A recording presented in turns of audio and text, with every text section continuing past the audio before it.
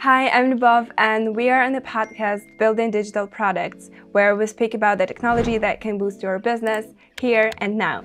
And today guests are Fiona Gillies and Hartland, who are founders of startup My Smash Media. Saying more, Fiona is not only an experienced producer, but also a famous actress in the UK. She has produced films like City Slacker, Louise, and The Bed Beneath My Feet, which have won many awards and have been shown worldwide. Our second guest, Kristen, has also been producing films for over 20 years. Her movies such as WMD and Containment has gained popularity around the world, and Kristen is also a member of two organizations, Women in Film and TV and the Royal Society of Arts. So Fiona, Kristen, welcome. Well, thank you very much. We're really pleased to be here. Great. So both of you have achieved great success as producers with numerous awards and chart-topping projects.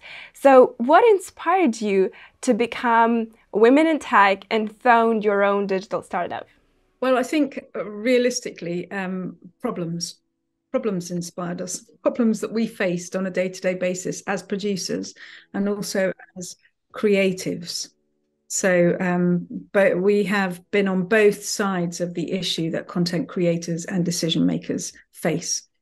So we met a few years ago when we were at the Galway Film Festival in Ireland, and we were talking about the problems that the industry faced and what we could do perhaps to solve some of the problems, or what would make our lives easier is what we talked about. Yeah, I see. Speaking about the market fit, so it's crucial for a business success, as it's ensure that the product or a service meet the need of the target market. So how did you determine that the product you wanted to create would fit the market? Yeah, that's exactly. Well, what we did, we spoke to a lot of people about what the problem was from their perspective, as well as, the problem from our perspective and how we understood it. So we examined the problem from a lot of different perspectives. We spoke to content creators, we spoke to decision makers. So in that group of decision makers, I mean, sales agents, talent agents, financiers. Where we are, I suppose, Lubov, I should tell you a little bit about our company at first. What we do is we're a matchmaking service. We bring together people with ideas and people who need ideas. We make it easier for them to find each other. So maybe you've got a TV project and Christine is looking for a TV project. We match you. So that's what we do. So as founders, there are three founders in Smash: Christine Hartland, Mahesh Ramachandra, and me. Mm-hmm. And we set about looking at the problem from everybody involved in the problem's angle to see what we could do. We talked to a lot of people. We did focus groups. We had questionnaires and we went out and asked people exactly what the issue was for them. So we kind of had a rough idea before we started of what the problem was, but then we really, really focused in on the problem and then how do we resolve it. And how do you feel about being partners? Numerous examples of the startups with co-founders fail because of the lack of rapport. So tell us the way you make high-level decision together. Yeah. Well, we talk, the three of us talk. And, I suppose essentially we have very similar values. And we are all keen to resolve the problems that we can see. We're all enjoying the journey as well. When I say enjoying, sometimes it's very, maybe not quite as enjoyable as others, but actually being the co-founder of a startup is on the whole very, I was going to say empowering, that's the wrong word, but it can be very good fun. You have a challenge that you're trying to overcome and you've got a team around you that you enjoy working with. So we have the same vision. That's important. Yeah, we have a shared vision, shared values and a shared vision.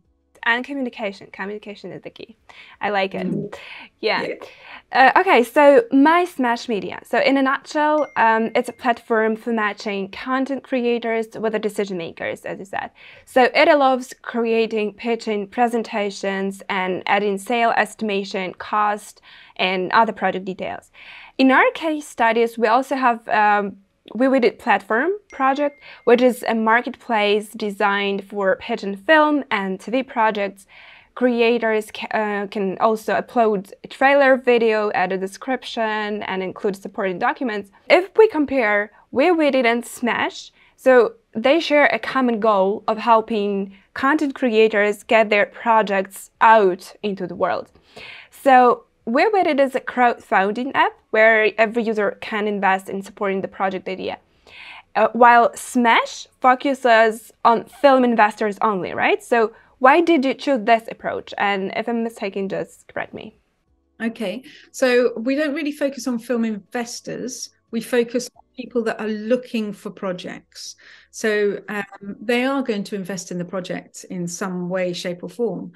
But it can be people from early stage of a project to right at the very end of a project. So maybe I'm a sales agent and I'm looking for a film. I would come on the Smash platform and then I might find a finished film. I could well be a post-production house where I'm looking to co-finance the special effects of a film. I could come onto the platform and I could find a company or a project that needs my finance. That's a match. I may well be an agent who's looking for a writer. I could come onto the platform, I'll be matched. So it's people at different stages and we're interested in those matches. And we do offer, so part of the pitch builder is also mood boards. You can upload show reels, teasers, trailers. So you can also add a lot of visuals because we've got a partnership with Getty Images. So you can have access for free to high-res images, be them, I mean, they can be stills or footage. And let's talk about Smash, like platform security and data protection. So you mentioned in other interviews how vital IP protection is for your platform. Because not so long ago, we have worked in the platform, we had to create NFT tokens to save users' intellectual property as well. Your presentation, pitch deck. So how your platform technically protects your customers' pitch presentation? What type of encryption is there and how does it work? In our industry, in the film and TV industry, you know, you have a lot of issues with people stealing ideas. Projects. It's very hard for you to prove that you were the originator of the project sometimes. So what we do with the Smash platform is you as a content creator come onto the platform, you create a pitch for your project, and then when you've finished creating your pitch, you can choose to securely share and track it. And if you do, you can create a unique URL for that pitch. So you've got a URL that you can share with people. So you could invite Christine then to come onto the platform and view your pitch securely on the platform. That means that there is no need for Christine to sign an NDA. It's very, very clear that she viewed your project on this date on the platform. Therefore, your project is protected. You're given essentially a digital record. Maybe, Kristen, you remember the most unusual movie project idea that you have ever heard or maybe come across on Smash? Well, we've got 1,500 users, so we can't take we can't see them all unless people share them with us. And the reason why they would share them with us is either because they want sales estimates or because they're replying to a call outs. So at the moment, we've got quite a few call outs and then we can see those. But literally, we have a range from short films to feature films to really high-end, high-concept TV series. So we thought we'd only get sort of feature films from people who were kind of grassroots, because the whole point of Smash is to open the barriers to entry or lower the barriers to entry. But actually, the range is very, very wide. What I tell you one thing which is quite interesting, and I just got one this morning, is a project that is supposed to be a comedy. And when you read it, it reads like a tragedy. And you're kind of like, what happened there? You know, and I mean, I just could not help myself. And I just thought, just personally, you know, if you could rewrite your synopsis, that might help you. So we've got a lot of those examples. But you're not limited. My Smash is not limited actually by comedies, tragedies, so anything. You're not limited by any. Okay. Anyone can submit any types of projects. Great.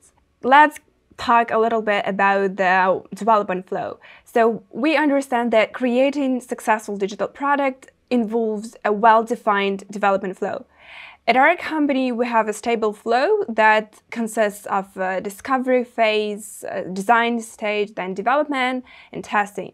And we believe that this flow has been effective in creating successful digital project. We would like to ask you about the process of creating My Smash media. So could you walk us through the process, through the specific steps you took from the initial concept to the final product?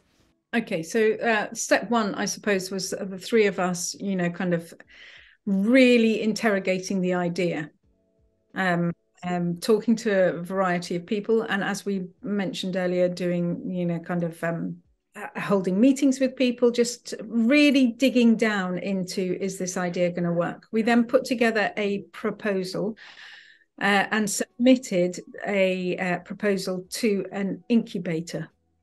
Mm-hmm. And with that incubator, we had a 6-week intensive course, which for Christine and I was really good, really challenging and really good, because as film producers, what you do is you raise money, you hold the creative vision, you film the project, you deliver the project, you have to have a sense of the audience. So what your skills really are project management and delivery. So to a certain degree, that's the same or a similar set of skills that you need in the tech startup world. So we joined an incubator. A lot of the territory was familiar to us, and a lot of it was totally unfamiliar, and we had no idea. So we learned a huge amount. It was a really good experience. It was very intensive for both us and the people running it. It was like an MBA on speed. Yeah, it was. It was. And we were really fortunate because, you know, it was tailored for us completely and utterly. So it was great. So we did that. Then we had lockdown. And we applied for a grant from the UK government for innovation. We set up the platform and we started then. So then we raised money in the UK from angel investors. And the platform started growing, and the platform's growing at an average of nearly 5% weekly. We've got users from all around the world, and anybody who's got a project that they would like to securely share and track can come onto the platform and create a pitch for that project. And as Christine said, we're really keen to challenge the barriers to entry, you know, and geography doesn't matter. If you're in Alaska or you're in New Zealand, if you've got a project and you want to put it on the platform, then you can, because it's free to content creators. I see. That's, I would say, our development flow. That's how it kind of worked for us. Once we got money from the Innovate UK grant, we started building the platform, and we worked closely with our incubator. So speaking about the choosing incubator, so can you speak a little bit about this? How did you manage to find it? And in particular, was it long process or not? Okay, how did we manage to find it? Christine attended an event, and we, through that event, met a guy who we had a chat with. And bearing in mind that Christine and I were incredibly naive about this, really, about the whole kind of startup world. But we were, as producers, we were accustomed to trying everything. As a producer, you get used to trying everything. You've got to try this, that won't work, try that, this won't work. You're constantly solving problems and trying to come up with solutions. That's your kind of inbred default position. Wow, so we had stressful. this idea and we knew we wanted to get it across the line. That meant we were going into an area that we didn't know. Therefore, you just have to ask people, what should we do about this? How do you find that? Where do you go next? This guy that we met, Matt Mower, suggested that we apply to this incubator. We applied to activate to their incubator. We had a couple of meetings with them, and I think they were intrigued by the idea, by the thought that it was potentially a very disruptive idea. And also they were intrigued by the fact that we had a lot of experience in this area, but maybe not as much experience in the startup world as them. So so we then got accepted onto the incubator and started working with them. And I think they also saw the opportunity to break out from the film and TV, because we can use Smash into games, podcasts, music. So there's a global element to it, and also sort of it can reach various sectors within the creative industry. So it has very good potential. And I think I saw that. Yeah, so actually that was my clarifying question to you. So do you have any metrics and milestones that are important to track while going to the incubator? And just maybe based on your experience, so what do you think plays a major role in getting your investments? I suppose throughout the incubator, throughout that process, we were set tasks, and we had to complete those tasks. And then by the end of the incubator, we had to be able to pitch and understand exactly what we were pitching, but deal with a proper pitch. So that was quite an interesting experience. I mean, throughout that incubator, there were certainly KPIs that we had to hit to progress, and all of those kind of grew our company and grew our confidence. So that was, they're always very, very useful. And forgive me, what was the second part of your question? What plays a major role in getting your investments? So maybe some metrics or milestones that we need to... Yeah, what played a major role? I think realistically, during lockdown, the government issued this, they had a grant, they offered it to innovation. And our idea is an innovative idea. It hasn't been done before. The platform is challenging the way the industry normally works. It's providing opportunities to people who don't usually get a look in, and it's streamlining processes for decision makers. So I think that was the thing really that kickstarted our raise, was getting the money from the government, getting that initial investment, because we were innovative, really started things. And then that means that investors become interested, they become intrigued by what's going on. And also in the UK, we have a body called Innovate UK, and that's where we got our grant from. And they have a reputation as being pretty tough. So they do a lot of due diligence. So if you get a grant from them, it tends to mean that the due diligence has been done to a successful level. And we were also showcased at the European Film Market in Berlin, as well as finalist at Investing Women Accelerator in the disruptive tech category, which always brings a smile to our face. So that helps when you've got validation from people from within the industry, and this is like EFM is the film industry, and then from a tech point of view, that really does help. But I think investors also invest in teams. Mm-hmm. Been extremely lucky when we met our angels that they kind of believe in us as well as obviously the startup. Yeah, so previously you mentioned that there were three of you, right? So three co-founders. And speaking about the team, so could you please describe more what was your team? How did it look like that were working on the fundraising and I think from the very beginning till now? So I suppose what we've tried to do is play to our strengths. Christine and I are producers, so, you know, kind of project managing and pushing things in that side of the business. And Mahesh Ramanchandra, our third co-founder, he's a technologist. He's a product expert. He's got experience in the startup world.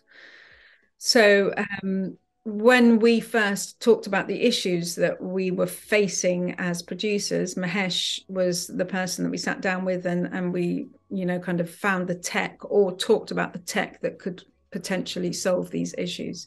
So Mahesh really focuses on the tech side of the industry, of the business more, and Christine and I are more kind of front facing. But I think teamwork is key to getting something off the ground. Something like this is very, very hard if you're a sole startup co-founder. I think it can be a lonely world. In fact, last week, Christine and I were at an event in Glasgow in Scotland. And we were one of 6 startups pitching at this event. And it was really nice to meet the other startups and talk to them. We have a lot of shared issues. One of them had emailed yesterday saying, you mentioned this, that, and the other. So we share a lot of information and advice. And it's nice to get together and see them because it can be quite lonely. So it looks like working in your case, right? Experience, uniqueness, and also your knowledge in the film industry and person who is knowledgeable in tech. So these things helped you, right? So matching all the things together made your successful fundraising stage, your development of the startup, right? I was just going to say, when you say it like that, it sounds like everything's absolutely hunky-dory and sorted and fine. And actually, that's not the case, because I think what happens is every day you kind of think, right, we need to achieve this, we need to achieve that, we need to achieve, and you're constantly driving forward. And you don't necessarily look at the achievements that you have made because you're never completely satisfied. And it's a weird position to be in, because you know you have this idea in your head about where the platform has to be, where you want it to be, and you're constantly driving and pushing towards that. So, you know, when you just described all of those elements coming together, I thought, oh, that sounds really nice. But actually, yeah, I do not say, yes, I understand. It's not like these were the points that helped you. And I think that they were like key points for you. And I understand that there are a lot of them and even more. These were key ingredients in making, you know, like a kind of successful cake. They are that you have to have those in place. It's like a roller coaster with all these ingredients. Yes. Highs and lows. Exactly. Okay. Yeah. So one more question. You were mentioned about working on a pitch deck. Not so long ago, we also started offering a pitch deck service to our customers. And we know that it should be designed to capture the attention of potential investors, provide a clear overview of the project, highlight its unique value proposition, and outline the market opportunity, and even demonstrate the potential return on the investment. Maybe you can share some components that were important to you to include in your pitch deck. Okay, so we have obviously the pitches that go on the platform, that come from the content creator, and then our pitch deck for My Smash Media that we use. We use several different versions.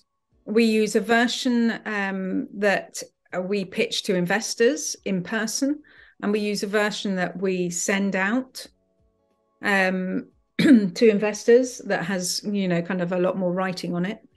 We have shortened versions of it. We're in the process of writing a new version of it because we have a big pitch coming up in about 10 days. So we're writing and rewriting. And I would say, it's never finished. We are constantly uploading and changing our pitch. We, in my notebook, I have an old-fashioned notebook that I keep beside me. And I'm constantly writing down phrases, little things, because that you think that we can explain this better. We can make that argument clearer. We can highlight the financial benefits in a better way. It's a constant stream of editing, updating, realigning, all sorts of things. It just never really stops. And I think that's important, because I think right at the beginning, we were working on our pitch and we were like, right, okay, this is version 5, we'll send it out and that's it. And then suddenly a month later, or even days later sometimes, but we'll be like, oh no, we need to change it. And as Fiona said, it just really keeps changing. And that is one thing that I was potentially a little bit aware of it, but not to the extent that it's actually happening. It can be, within weeks, you'll have 2 versions and then you have to send them all out again. So you have to be really careful when you send pitches as well to investors, because you can't just go, oh, by the way, I've just changed it again. So you do need to be ready and go, okay, we'll send this, and then it changes, and then, you send it to other people. But you can't contradict yourself either. So there's a real kind of art of building pitch decks. And in the film world, I think what's interesting is, when you're working on a script, you're in pre-production for a script, you're going to start filming it in a couple of weeks. So you have to reach a point where you lock that script. This is the agreed plan. This is what we're doing. We stick to this. Nothing now changes in this script. And obviously there will be tiny changes that happen. But essentially, you will lock that script. You never, ever lock your pitch. Your pitch is constantly evolving. Things are changing, all the time. Maybe you apply to this, or you get more money from that, or you realize that there's a new revenue stream here, or that all sorts of things change. A new team member comes in. So it's a constant, it should be really a snapshot of where your company is today and where you want it to be. So it's a really, really clear look at how it is for you now. So the one that we're doing at the moment, I guarantee that we'll do a pitch in 10 days. I guarantee that we will try and lock it loosely about 2 days before. And then the morning of the pitch, then, we'll have all sorts of other things that we think, actually, we should include this, we should include that. So it's a kind of fluid, growing thing. But then so is your company. It's a growing thing. It's, kind of not set in stone. And that's the joy of a startup. You've got to respond to what your users want, and how you can respond to them means, for you to respond to them means you have to be flexible. Yeah, about flexibility, I completely agree with you, because nowadays the technologies are constantly changing anything, and you need to be flexible enough to adopt. And also observing all what is happening around you, and trying also to adjust it, to implement new ideas. So yeah, I completely agree with you. Speaking about the UK in particular, can you describe what is that startup culture like in the UK technology market right now? That's a really good question. And actually, sometimes what happens to you when you're a tech startup is you're so focused on your business and what you're doing that you're not always, you're like kind of keeping a very clear idea on what's going on around you. But I think the landscape is okay. It's certainly pretty good in some areas. We've been working a lot. My family is Scottish. We have a lot of support in Scotland. They are very keen to grow their ecosystem, and there is more visibility for female founders. not a huge amount more, but there is a bit more visibility. I think people are becoming more attuned to the fact that we need new businesses in the UK, particularly in the creative industries. For example, the creative industries are a phenomenal employer in the UK. We don't do manufacturing really anymore. We do the creative industries. Wow. So, and we need innovation in the creative industries. So there is more of a engagement with that, but it's happening kind of slowly, I would say. What would you say, Christine? Yeah, I think COVID also helped the tech sector. People are more tech savvy now. However, you know, it's obviously it had a big impact, and events like, you know, bank failing and the economy slowing down, that's kind of has an impact on fundraising as we're noticing it. So, but I think it's quite open, and the UK, compared to other countries in Europe, is probably a good place to set up a business and try. I think the US is probably also a good place like that, but it's a very different culture, as we discovered when we went to the US back in November, December. Yeah. Mm-hmm. Yeah. Yeah, that's good. And can you name top 3 UK startup accelerators that are popular right now? Let's think. What would you say, Christine? There's about the London Business Network. They have an accelerator that's very popular. Partners, you mean? Yeah, London Partners. There's a really, really good one that we have gone through, that we've supported, Accelerate Her. Mm. That's also I would say we've benefited a lot from being part of that.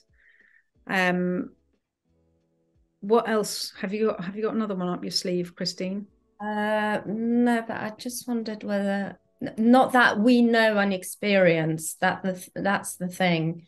Those are the two we know of that we've experienced. Yeah, because there's various accelerators for various industries as well. So we're on a accelerator which is focusing on the creative industry, but more European focus. There is an AI accelerator in Scotland that we would really like to be part of. I remember that you have mentioned on our previous call that you are still working on, you will constantly working on the extension of the partnership and so on, yeah. Right? Yeah, we are constantly, yeah. Let's do the flash questions that I was promising. So yes. These quick, okay, let's get started. These are quick questions with the options, and you just need to choose one of them instantly. I will go, I think, one by one. So Fiona, you go first. Rock and roll or classics? Rock and roll. Okay. Kristen, smartphone or film camera? Film camera. Work from home or office? Work from home. I have a dog. I like taking the dog out. Okay. Titanic or Harry Potter? Harry Potter. Netflix or Hulu? Netflix at the moment. Okay. Vintage or modern? Vintage. Okay. So that's all. I think that we are done with the flash questions. So Kristen, Fiona, it was a pleasure to talk to you. I appreciate you coming to the Building Digital Product podcast by LinkUp Studio. So thanks for watching the video. Hit the like and subscribe buttons to catch insights from further talks first. So thank you for your time today. Lubov, it's been fantastic. We've both really enjoyed it. Thank you very much for having us. Thank you.